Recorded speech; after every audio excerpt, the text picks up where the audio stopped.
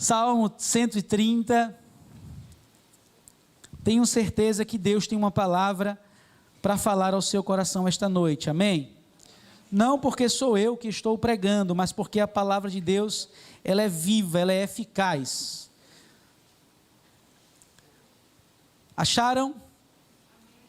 Toda mensagem, ela precisa ter 3 verbos: ler o texto, explicar o texto e aplicar o texto. Essa é a minha responsabilidade. A sua é conferir se o que eu estou falando tem no texto, está no texto. E se porventura eu falar alguma coisa que não está no texto bíblico, sinta-se à vontade para ao término do culto me procurar e a gente bater um papo, porque eu fugi do texto. Salmo 130, eu quero ler com vocês o verso 1 e o verso 2, vou extrair a primeira lição, depois os versos 3, os versos 4, vou extrair a outra lição. Diz o seguinte: das profundezas a ti clamo, ó Senhor. Senhor, escuta a minha voz, seja os teus ouvidos atentos à voz das minhas súplicas. Isso aqui é um salmo de romagem. Na peregrinação do povo de Israel, eles iam a caminho de Jerusalém para adorar a Deus, e eles iam entoando estes salmos, alguns salmos de romagem. E se vocês pararem para observar, aqui é um grito de clamor, é um grito de socorro. Das profundezas a ti clamo, ó Senhor. O salmista aqui se sente afogado. Você já teve a sensação de alguém puxar o seu tapete e você cair? Ou melhor, como se o solo abrisse e você caísse num buraco. A sensação do salmista é essa, como se ele estivesse sendo submergido pelas águas. É como que se a sensação aqui fosse uma sensação de morte, de desespero, de angústia. Eu não sei se vocês já tiveram essa péssima experiência de passar por um afogamento. Gente, ou então sonhar que está morrendo afogado, é terrível. Então é essa sensação que o salmista tem de desespero, de angústia. Eu sei que vocês sabem, mas eu preciso dizer isso. Os verdadeiros louvores, eles brotam justamente nestes momentos. As verdadeiras orações, elas surgem justamente nestes momentos, momentos de angústia, de dor, de desespero, de sofrimento. Alguém disse que os diamantes, eles brilham nas noites mais escuras, mais sombrias. Eu não sei se você está passando pelo que o salmista passou. Eu não sei e nem posso adivinhar. Eu não sei se o pecado está lhe afundando, lhe afogando. Eu não sei se você está passando por risco de morte. Eu não sei se você está sendo perseguido ou perseguida, passando por lutas, por doença, por luto. Eu não sei. Se você está com problema em casa, problema financeiro, eu não sei. Seu casamento não anda bem, seus filhos, eu não sei o que é que você tem passado. Mas eu olho para o salmista e eu observo que aqueles que clamam na profundeza da dor irão sorrir em solo seguro.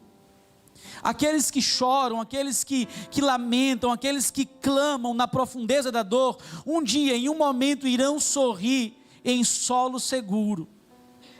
Tudo que nós passamos, irmãos, é só um momento de dor, é passageiro. Estás chorando hoje, estás aflito hoje, estás sem saída hoje, saiba que ao amanhecer Deus pode trazer o sorriso, amém? O próprio salmista diz isso, o choro pode durar a noite toda, eu posso chorar copiosamente, mas a alegria vem. A alegria vem quando, irmãos? Não é uma experiência isolada. Jonas foi engolido por um grande peixe e ele clamou das profundezas, no ventre do peixe. Deus atendeu a Jonas ou não, irmãos? Obrigado por me ajudar, viu? Ana queria tanto ter um filho. E foi para o templo, ela foi clamar, ela foi orar, ela foi chorar. Deus atendeu ou não, irmãos? Atendeu.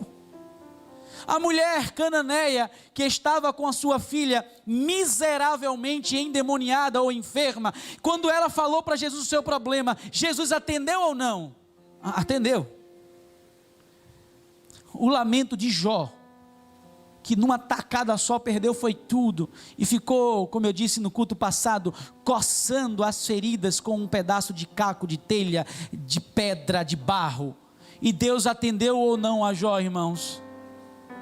Atendeu não, foi? Atendeu. Primeira lição que eu aprendo quando eu observo o salmista dizer: das profundezas a ti clamo, ó Senhor. Senhor, escuta a minha voz, sejam os teus ouvidos atentos à voz das minhas súplicas. É que na angústia nós devemos clamar a Deus. Se tem um momento certo para clamar, é na angústia. Se tem um momento certo para orar, é na angústia. Sabe por quê? Porque na angústia a gente revela quem a gente de fato é. A gente não maqueia, a gente não mascara, sabe, a gente não fica tapeando, ludibriando, a gente fala de fato: olha Senhor, eu sou isso, eu estou passando por isso, eu não aguento mais. Então a primeira lição que eu aprendo: se você está passando por angústia, por dificuldades, por perseguições, clame ao Senhor, amém? O salmista diz: olhei para os montes, de onde me virá o meu socorro vem do Senhor, que fez os céus e a... Eu nunca vi um justo desamparado, nem a sua descendência mendigar um pão, diz a palavra do Senhor. Aqueles que saem chorando, eles voltam cantando e sorrindo.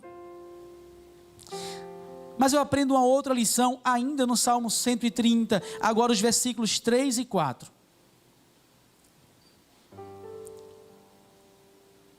Se tu, Senhor, observares as iniquidades, Senhor, quem subsistirá? Mas contigo está o perdão para que sejas temido. O salmista aqui, irmãos, ele traz uma constatação. Ele diz: Senhor, eu estou clamando das profundezas, eu estou aflito, eu estou meio que quase submerso, eu estou me afogando, estou em desespero. Mas Senhor, se o Senhor for contar os meus pecados, eu não serei atendido. A ideia aqui: se tu, Senhor, observares, é arquivar, é registrar, é anotar cada pecado cometido pelo salmista. Queridos, o salmista sabia que ninguém podia se aproximar de Deus pelos seus próprios méritos. O salmista era um homem segundo o coração de Deus, que chegou a pecar, que chegou a adulterar, que chegou a matar uma pessoa. E isso, é só você ler a Bíblia que você vai ver isso em outro contexto. E os teólogos defendem justamente isso, que possivelmente a dor, o desespero que o salmista estava passando, era por causa do pecado, não aquele pecado de Betseba, porque ele já havia escrito já o Salmo 51, pedindo perdão. Não sei que pecado era esse que o salmista tinha, mas o que é que ele disse? Se o Senhor for observar, se o Senhor for anotar, ninguém subsistirá, Senhor. Você não se aproxima de Deus porque você é bom. Você não se aproxima de Deus porque você é boa, você é mau, você é má, sua natureza é pecaminosa. Se arrancar de nós o Espírito Santo, não há nada de bom em nós. As boas ações que são geradas em você, elas vêm do Espírito Santo. A sua natureza é maligna. Desde Adão, quando ele pecou, todos nós pecamos, estamos separados da glória de Deus. Não há um justo sequer na terra. E o salmista reconhece isso. Eu já falei isso, eu vou repetir. Quem mais perto de Deus está, reconhece os seus pecados. Quem mais próximo de Deus está, reconhece sua pequenez, sua limitação. Os anjos, eles ficam próximos de Deus, e eles cobrem o rosto, e eles declaram: santo, santo, santo é o Senhor, o Rei da glória. Quem imagina eu, irmãos? Você. Não há nada de bom em você, não há nada de bom em mim. Nós somos depravados por natureza. O salmista diz: em pecado minha mãe me concebeu. Eu já nasci pecador. Você já nasceu pecador, pecadora. E isso é verdade. Eu preciso ler alguns textos para vocês, ainda dentro do que o salmista falou. Quando ele declara: se tu, Senhor, observares as iniquidades, Senhor, quem subsistirá? Quem? Eu quero ler alguns textos, vocês não precisam abrir os textos. Romanos capítulo 3, o apóstolo Paulo vai dizer o seguinte: como está escrito, a partir do versículo 10, não há justo, nenhum sequer, não há quem entenda, não há quem busque a Deus, todos se extraviaram, a uma só se fizeram inúteis, não há quem faça o bem, não há nenhum sequer. A garganta deles é sepulcro aberto, como línguas urdem engano, veneno de víboras está nos seus lábios, e a boca deles tem malícia, maldade e amargura. São os seus pés velozes para derramar sangue nos seus caminhos. Há destruição e miséria neles. Desconhece o caminho da paz, o caminho de Deus. Não há temor de Deus diante dos seus olhos. Ora, sabemos que tudo que a lei diz ao que vivem na lei, todo mundo seja culpável perante Deus. E lá no versículo 23 ele vai dizer o seguinte: porque não há distinção, pois todos pecaram e carecem da glória de Deus. O salmista reconhece isso.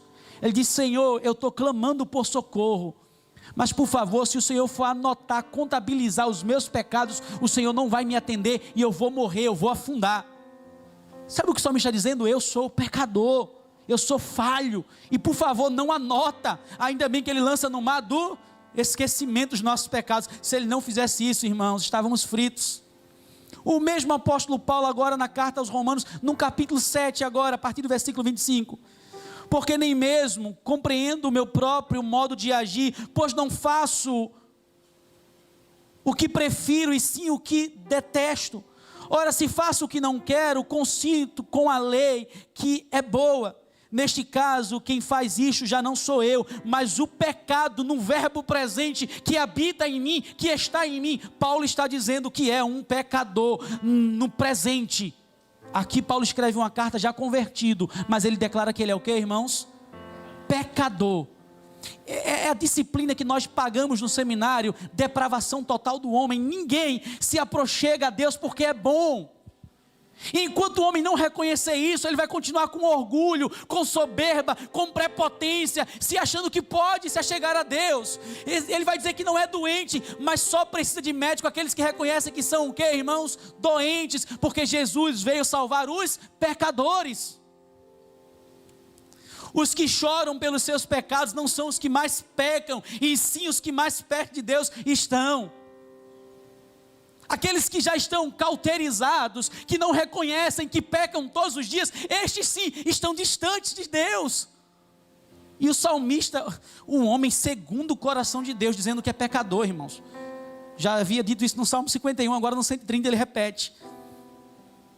Quem lembra lá Lucas 18, a parábola do publicano e do fariseu? O publicano e o fariseu batia num peito e dizia o quê? Eu não sou igual a este homem, pecador. Eu dou meu dízimo, eu vou para a igreja, eu sou bom. O publicano nem sequer tinha coragem de levantar a cabeça aos céus e batia no peito e dizia: Senhor, eu sou pecador, eu não posso nem olhar para o Senhor, tem misericórdia de mim. Diz Jesus que Deus atendeu a oração de quem? Do soberbo que não dizia que era pecador, ou do humilde que dizia: Senhor, eu sou pecador? Quem Deus ouviu a oração, irmãos? Isaías capítulo 64, verso 6, ele vai dizer: não há um justo sequer, porque a justiça do homem é como um trapo de imundícia. João vai dizer o seguinte, 1 João 1, 8, 10, se eu disser que eu não tenho pecado, eu sou mentiroso, porque todo homem tem pecado. E é isso que o salmista está dizendo: Senhor, sou pecador, eu vou afundar se o Senhor anotar os meus pecados, eu vou sucumbir. Queridos, ao longo da história, homens que relatam suas fraquezas, que reconhecem, que choram, não são homens que estão distantes de Deus, são homens santos que estão perto de Deus e reconhecem a santidade e sua pequenez. Quando eu vejo um crente muito soberbo, muito prepotente, muito arrogante, ou que se acha mais santo do que o outro, eu digo: esse crente está tão longe de Deus que ele nem sabe que é pecador. Mas, irmãos, eu preciso partilhar uma segunda lição. Deus nos ouve e nos atende, não porque somos bons, mas porque Ele é perdoador, amém? Deus escuta a sua oração, não é porque você é bom, não. Não se iluda. Não é porque você tem um português bom, ou porque você tem um cabelo maior que o meu, que já está acabando tudinho já. Deus te escuta porque Ele é perdoador, porque Ele é bom, você é que é mau. Seja todo homem mentiroso e Deus verdadeiro, conforme diz a palavra, todo homem é pecador. E é isso que o salmista está dizendo: Senhor, se o Senhor contar os meus pecados, o Senhor vai me deixar afundar. Segunda lição: Deus lhe ouve, Deus nos ouve e nos atende, porque Ele é perdoador. Olhe para o texto. Se tu, Senhor, observares as iniquidades, Senhor, quem subsistirá? Mas contigo está o Cadê fechar a Bíblia já? Foi? Estão tudo desviados já. Eu falando sobre pecado, o irmão já se desviou, foi na igreja. Cadê? Lê aí, versículo 2. Mas contigo está o quê? O perdão. Deus só lhe escuta porque Ele lhe perdoa, amém? Não partiu de você não, partiu dEle, de lhe fazer reconhecer que você precisa dEle, depende dEle. Mas irmãos, há uma terceira lição que eu preciso partilhar com vocês. Agora dos versículos 5 e 6. O salmista diz o seguinte: aguardo o Senhor, a minha alma aguarda e espera na sua palavra. A minha alma anseia pelo Senhor mais do que os guardas pelo romper da manhã. Sim, mais do que aqueles que esperam pela manhã. O salmista aqui, ele manifesta o seu desejo profundo por Deus. Muitas pessoas se aproximam de Deus para receber as dádivas, as bênçãos de Deus, a cura, o carro, a casa. Davi não. Ele se aproxima de Deus primeiro porque ele sabe que está num lodo, que está se afundando, e porque ele sabe que Deus é perdoador e só Ele pode perdoar os seus pecados. Ele se aproxima de Deus pela sede, pela fome que ele tem de Deus, não das coisas de Deus. Liga a televisão que você vai ver aí a teologia do neopentecostalismo. Agora a teologia do coach, que tirou o bem material e trouxe o bem que não é físico. Sabe o que eu aprendo aqui, irmãos? Nós precisamos ter sede e fome de Deus, não das coisas de Deus, amém? Deus dá bênção? Dá. Deus faz acima do que pedimos, pensamos e até merecemos, Ele faz. Mas o meu maior anseio deve ser por Deus, não pelas suas coisas. Terceira lição que eu aprendo: tenha mais desejo por Deus e menos por suas dádivas, por suas coisas. Tem gente que se Deus tirar alguma coisa, larga Deus. Tem gente que se Deus levar o marido, levar a esposa, larga Deus, porque está com o coração mais fixado nas coisas que Deus dá do que no próprio Deus. Se tirar o carro, se tirar a casa, se tirar o emprego, larga Deus, porque usou moeda de barganha com Deus, serve a Deus pelo que Ele dá. É o que o diabo disse a Deus: de balde Jó te adora. O Senhor deu um monte de coisa para ele, tira para ver se ele não te nega. Deus tirou tudo de Jó. O que é que Jó fez? Continuou fiel. Reclamou, achou ruim, mas ele continuou fiel. Lembram de Abacuque? Ainda que a figueira não floresça, eu te louvarei, Senhor. Eu tenho mais sede e mais fome pelo Deus do que com as coisas que Ele pode me dar, porque Ele é meu pastor e Ele não me faltará. As coisas vão faltar. Vai ter hora que eu vou abrir o armário, não vai ter lá. Hora eu vou botar o cartão no banco, não vai ter lá. Mas Deus continua comigo porque Ele é o meu pastor, amém, irmãos? É essa teologia que estão pregando aí fora, atraindo multidões para as coisas de Deus. Deus pode tirar tudo de você, Ele só não pode se retirar de você, amém? O salmista diz: Senhor, não retire de mim o teu espírito. Tire qualquer coisa menos o teu espírito. Não me faça perder a alegria da salvação, porque no dia que o Senhor roubar isso, meus irmãos, estamos destinados ao fracasso. O interessante é que a ilustração que o salmista usa para dizer que tem desejo, fome, sede por Deus, é a ilustração de um guarda que passa o dia todo até o anoitecer vigiando. Antigamente não tinha lanterna não, viu, irmãos? Coitado do guardinha nas muralhas em cima lá, tentando enxergar, não enxergava um palmo de distância, tudo escuro. E não podia nem piscar os olhos, ficava lá, ó, tentando enxergar alguma coisa. Quando o amanhecer ia chegando, ele: tomara que o outro venha logo para me render. Quem já passou 24 horas de trabalho sabe o que eu estou dizendo. Quem passou pelo processo do TAF sabe o que eu estou dizendo. Meu amigo, é a ilustração que ele fala. Sabe, eu tenho mais fome de Deus do que uma pessoa que está 24 horas trabalhando esperando o outro para ser rendido. Eu tenho mais fome de Deus do que esse cara, do que essa mulher. Quem é médico aqui sabe, quem é médica sabe. Passar 24 horas de plantão. Chega uma hora que o corpo não aguenta mais. Davi diz, olha, eu tenho mais fome de Deus do que essa pessoa, querendo ser rendida. Terceira lição que eu aprendo: tenha mais desejo por Deus, mais fome por Deus, e menos por suas coisas, por suas dádivas. É por isso que a gente vive um evangelho tão fraco, tão fajuto. Tem até um louvor, né? Deus me deu, Deus tirou, não sei cantar não, viu? Bem, não faz isso não, eu vou passar vergonha aqui. Deixa pra lá, deixa quieto. Mas é isso mesmo, gente.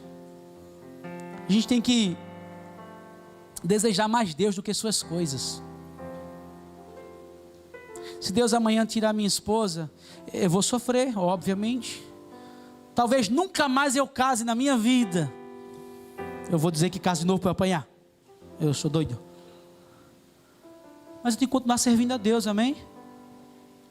Se Deus tirar o nosso filho amanhã, eu vou chorar, eu vou sofrer. Mas eu preciso continuar servindo a Deus, amém? Porque Ele é o meu bem maior. Não há outro bem além de ti. Não há outro bem nesta terra além de Deus, amém? Tudo vai se passar, menos Ele, menos a palavra dEle. Tudo é passageiro, é temporal, é transitório, menos Ele. Tem um louvor, acho que é Jeová Nissi, né? Né, Rafaela? Diz, tirem os meus olhos, ainda posso vê-lo. Tira a minha boca, eu ainda louvo por dentro, pois nada me separar do teu amor. Nada me separará do teu amor. Paulo diz isso, né? Nem a angústia, nem a morte, nem a tribulação, nada nos separará do amor de Deus que está em Cristo Jesus. Eu quero ir para a quarta lição, irmãos. Agora eu quero ler com vocês os versículos 7 e 8. Estou terminando a introdução, amém? Estou terminando a introdução, amém? Estou brincando. Os versos 7 e 8. Espere, Israel, no Senhor, porque no Senhor há misericórdia e nele há abundante redenção. E Ele remirá Israel de todas as suas iniquidades. Irmãos, parece que aqui o cenário muda. Aquele homem que começou clamando, pedindo socorro, ele agora está auxiliando uma nação. Ele agora dirige as palavras a uma nação, a Israel. O que é que nós entendemos aqui? Do período que ele estava clamando porque estava afundando, até esse momento que ele estava orando, Deus mudou sua situação. E agora ele está dizendo, olha, eu tive uma experiência com Deus e Ele me mudou. Vocês agora podem esperar também que Ele vai mudar. Olha o que o salmista está dizendo, olha. Eu esperei no Senhor, Ele agiu com misericórdia, a abundante redenção nele, Ele me remiu, Ele me salvou, Ele me transformou. Agora Israel, é só aguardar que Ele vai fazer com você também. Sabe qual é a quarta lição que eu aprendo, irmãos? A sua luta de hoje, a sua batalha de hoje, o seu conflito de hoje, o seu desespero de hoje, ajudará outros no futuro, amém? O salmista passou por tudo aquilo, estava afundando, e agora ele está dizendo, Israel, espera em Deus, porque Ele vai mudar a tua situação. Ele está aqui dizendo que Deus mudou a dele, claramente. Ele agora está narrando a sua experiência. Pode esperar, que Ele vai mudar a sua. Ele mudou a minha. É por isso que quando eu comecei eu disse que é só um momento de dor.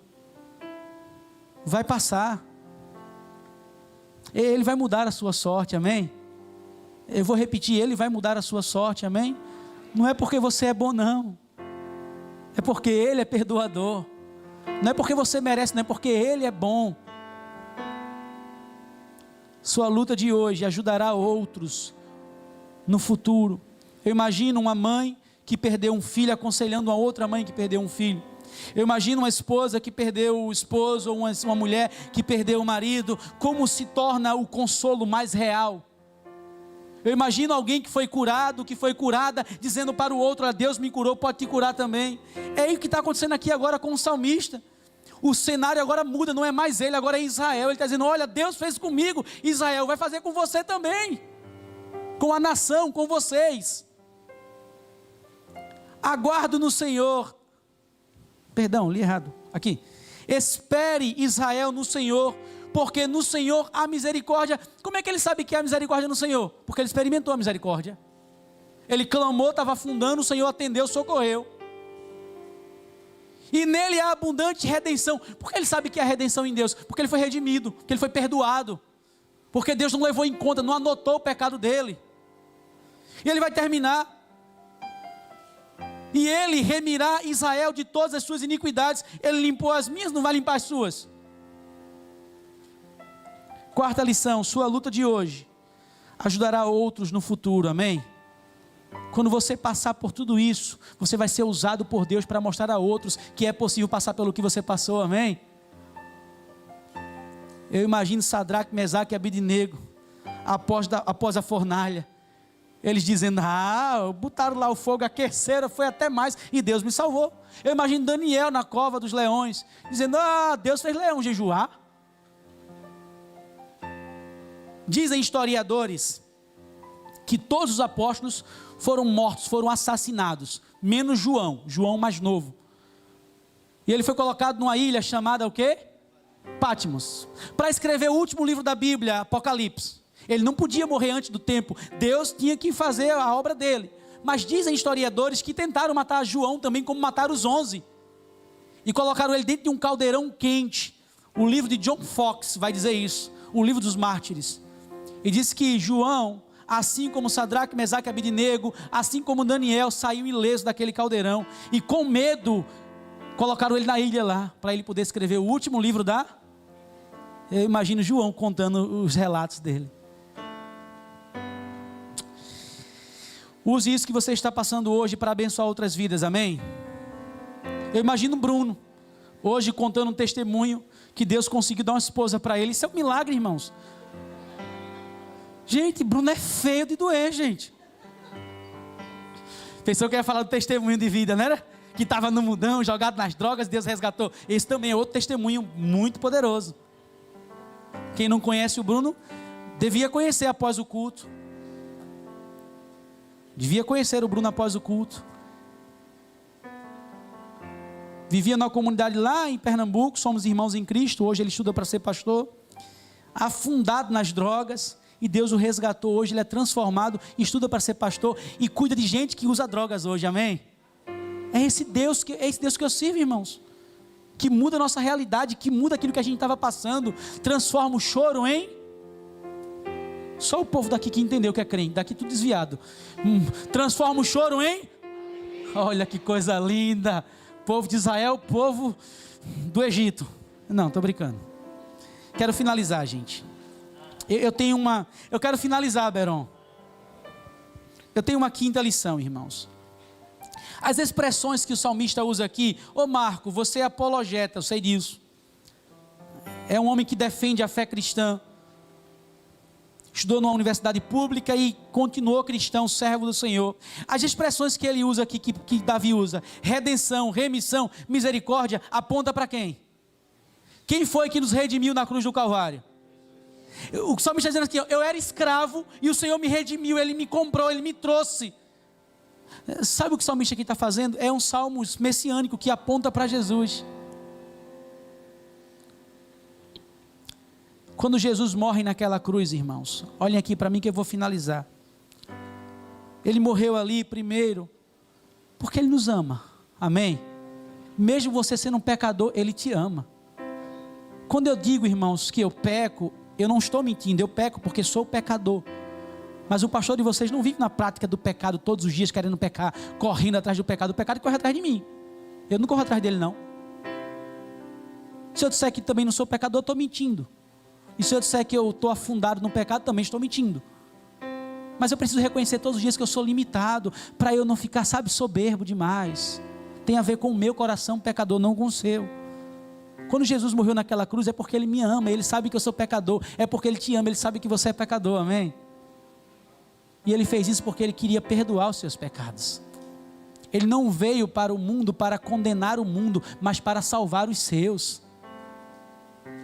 E Davi está dizendo isso, olha, a minha redenção, a remissão que eu precisava, a misericórdia que eu precisava, aponta para Jesus. Um homem, uma mulher, só vai entregar a vida a Jesus quando reconhecer que precisa dEle. Um homem ou uma mulher só vai reconhecer que precisa de Jesus quando reconhecer primeiro que é pecador, que é pecadora, que é doente, porque ele veio salvar os doentes, os perdidos. A quinta lição que eu aprendo: o socorro que precisamos vem de Jesus, amém? O salmista iniciou o salmo dizendo que estava nas profundezas, clamando a quem? A Deus. E ele diz: Senhor, não leve, não anote os meus pecados. E ele termina apontando para Jesus. O socorro que você precisa vem de Jesus. E o maior socorro que ele poderia nos dar, ele nos deu na cruz do Calvário, morrendo por mim, morrendo por você e dando salvação, vida eterna. Não há outro nome pelo qual o homem e a mulher, ambos possam ser salvos, só o nome de Jesus. Não há nenhum intermediador entre Deus e o homem, só Jesus. É por isso que o nome dele tem todo o poder, tem poder para curar, tem poder para salvar, tem poder para transformar, e é este nome, é este homem que voltará para nos buscar, e é com ele que nós herdaremos as mansões celestiais e viveremos eternamente, é o Jesus. Quinta lição e última: o socorro que você precisa vem de Jesus. Se você não entregou sua vida a Jesus, você que está em casa me acompanhando, ou você que está assistindo a gravação, você pode estar com uma enfermidade muito grave, uma doença. Você pode estar enlutado, enlutada, você pode estar desesperado, afundado nas dívidas, sem emprego, você pode estar passando por muitas coisas, mas o principal socorro que você precisa é a salvação em Cristo Jesus. E você não vai conseguir pelos seus méritos, você não vai conseguir com a sua força, você precisa dizer para ele: Senhor, eu sou pecador, e eu quero que o Senhor limpe os meus pecados. Você jovem que está aqui, menino, menina, que ainda não entregou sua vida a Jesus, a sua maior necessidade é de Deus, não é das coisas de Deus. Entregue sua vida para Ele, entregue seu coração para Ele, que Ele vai cuidar do seu coração. Ele vai te dar um namorado na hora certa, uma namorada na hora certa. Ele vai cuidar do teu futuro, e o diabo está aí tentando desconverter, desvirtuar os caminhos que Deus preparou para você. Entrega teu caminho ao Senhor, confia nele, e o mais Ele fará. Eu queria que todo mundo fechasse os olhos, por favor. Eu não vou pedir para que ninguém venha aqui à frente, não vou fazer isso, eu não faço isso aqui. Ninguém sai do seu lugar e vem aqui à frente, eu não faço isso. Mas você está aqui essa noite, você está em casa e você deseja entregar a vida a Jesus, eu não vou lhe chamar aqui à frente. Aonde você está, diga assim: Senhor, me salva porque eu sou pecador. Reconheça que você precisa dEle, que você depende dEle. Pastor, eu já aceitei Jesus, eu estou afastado e quero voltar para Ele. Faça isso essa noite, volte para Jesus. A maior doença do mundo não é o coronavírus, chama-se pecado. E o pecado foi vencido lá na cruz do Calvário. Nenhuma condenação há para aqueles que estão em Cristo Jesus. Pai, se há um homem, se há uma mulher, um menino, uma menina, jovem, criança, adulto, que entendeu a palavra da redenção, da salvação, que é um eleito, um escolhido por Ti, Pai, uma escolhida por Ti, em nome de Jesus, se o diabo tem tentado destruir essa vida, destruir essa casa, nós Te pedimos, Espírito Santo, sela este coração, transforma este coração de pedra num coração de carne, Pai, faz essa pessoa ser nova criatura em Cristo Jesus, liberta ele, liberta ela, do pecado, das amarras, do orgulho, da soberba, do sexo desvirtuado. Pai, converte, muda este coração pelo poder do Teu Espírito Santo, ó Pai, para que esta pessoa não afunde como o salmista estava afundando, Senhor. E nós agora queremos Te louvar pela salvação, Pai, em Cristo Jesus. Queremos Te render graças, Pai. Oramos assim em Teu santo nome, ó Pai. Amém.